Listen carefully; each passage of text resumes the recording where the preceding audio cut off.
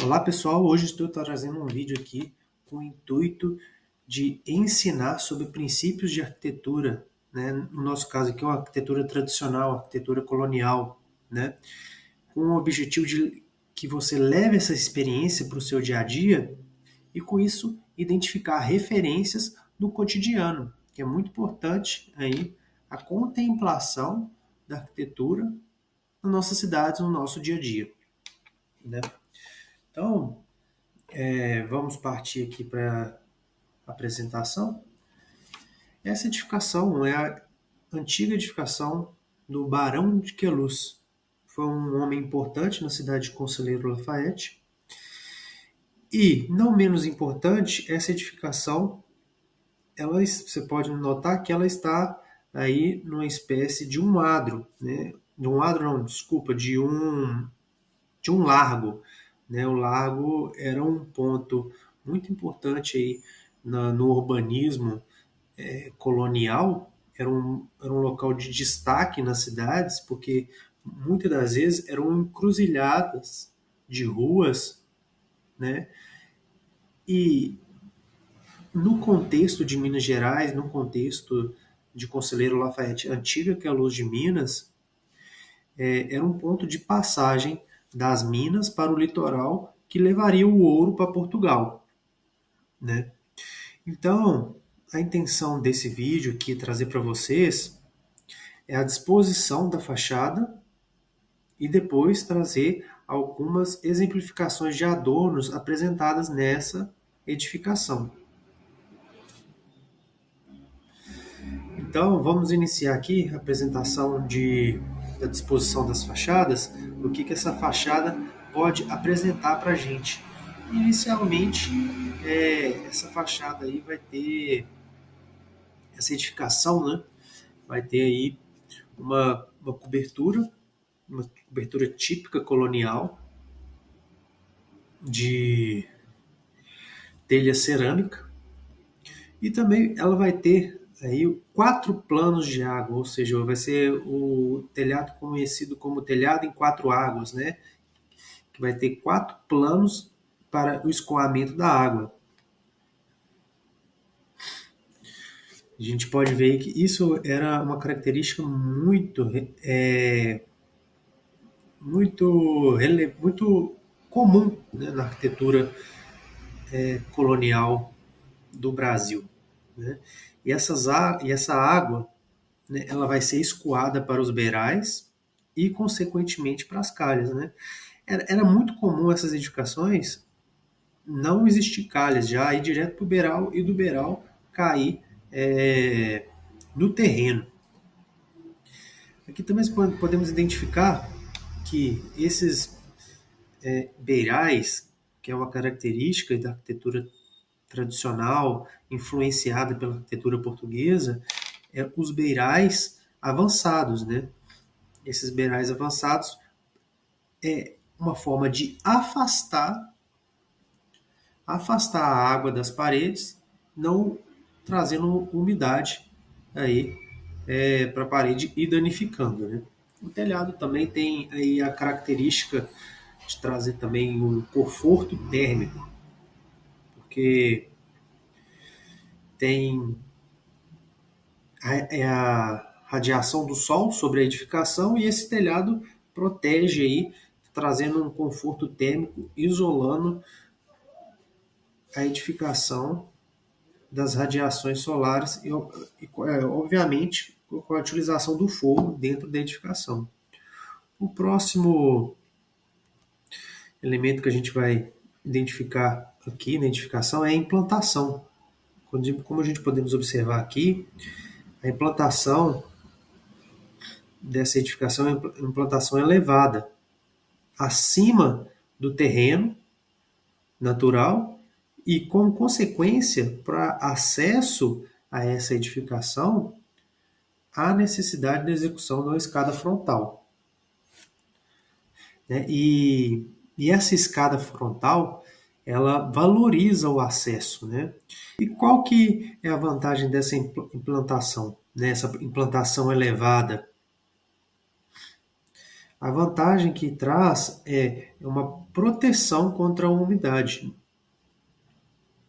Essa umidade que conhecemos a umidade por capilaridade, né, que vem do solo e vai por capilarização subindo a parede. E obviamente tem o caráter simbólico, o caráter de poder, de autoridade. Lembrando que, como essa edificação está em um largo, o largo, na disposição urbana colonial, ela, como já foi dito, como tem uma posição de destaque, geralmente as edificações que eram erguidas nesses locais são edificações públicas de poder, né? Como que, no caso é uma residência, demonstra a importância da edificação e a importância do dono da edificação, né, no cotidiano dessa cidade. Vamos aqui numa próxima característica, que também a gente podemos ver, é a horizontalidade da edificação. Né? A largura da edificação se destaca sobre sua elevação. Né? Isso aí passa uma demonstração de estabilidade. E para preenchimento dessa largura, tem a execução das portas e janelas. A gente vê aí que mantém o mesmo ritmo e um alinhamento regular entre os vãos, né? A mesma distância entre os vãos das janelas, uma entre a outra, e um ritmo e um alinhamento muito preciso. Isso aí fazendo uma demonstração de estabilidade, né? E passar um, além da estabilidade, passar o aspecto de racionalidade, que é um princípio muito importante aí na arquitetura tradicional, principalmente de uma referência de arquitetura clássica, né? Outro elemento importante que a gente podemos ver aqui é a simetria da edificação.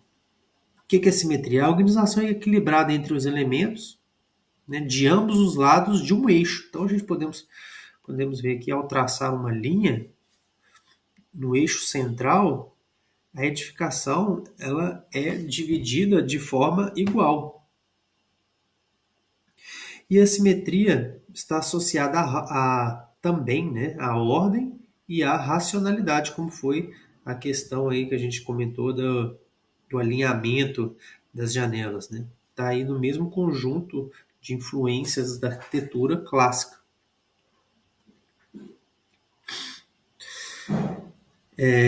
Então, quando a gente vê uma edificação assim, tradicional, ela passa esse aspecto, né, de harmonia, de sintonia, de racionalidade e ordem, muito importante para a execução de uma fachada. A próxima destaque que eu quero trazer aqui para essa edificação é os adornos, né? Muito presente aí na arquitetura clássica, na arquitetura colonial, e que é apresentado nessa edificação. Na arquitetura tradicional brasileira, os adornos aparecem de forma muito simplificada nas edificações. Né? A gente pode ver aqui um exemplo, é as pilastras de canto. São as pilastras apresentadas nas extremidades das estruturas. Né? Também apresenta outra forma de apresentar nesses cantos das edificações, da estrutura da edificação, é muito comum os cunhais também. Né? Outro elemento já importante aqui é a base de pedra. Né? Como a gente falou da elevação, aqui também temos a base de pedra que confere aí, robustez e um acabamento na construção rústico, aí, sem a necessidade aí de caiação.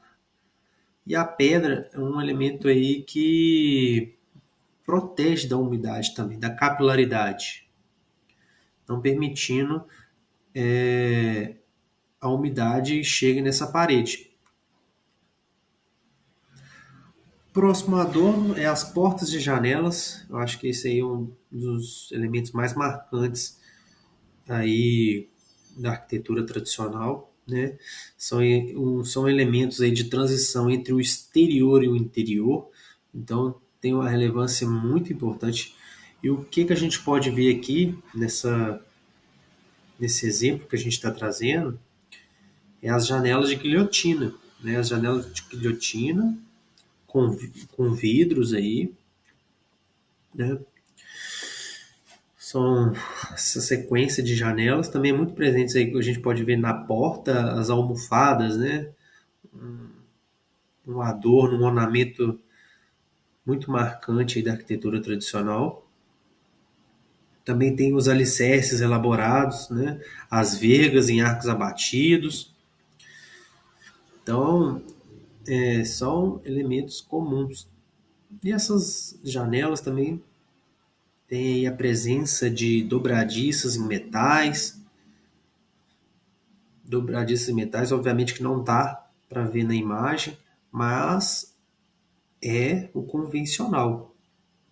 E também aí já na questão da porta, também tem a soleira de pedra, que protege contra a umidade e é mais resistente ao desgaste, à exposição ao molhado, né? Então, esse é mais um item observado aí nessa antiga edificação. Outro elemento marcante na arquitetura tradicional brasileira são as cimalhas do beiral, né? Criam essa transição elegante da parede para os beirais, né? Então, como a gente falou, os beirais eles protegem a casa da chuva e essa transição traz aí um embelezamento da arquitetura tradicional. Então, esse vídeo chegou aí aos 15 minutos. Queria fazer um agradecimento. Eu vou formular aí, talvez aí uma postagem no Instagram relacionada a essa apresentação e termina aqui. Certinho? Valeu, obrigado.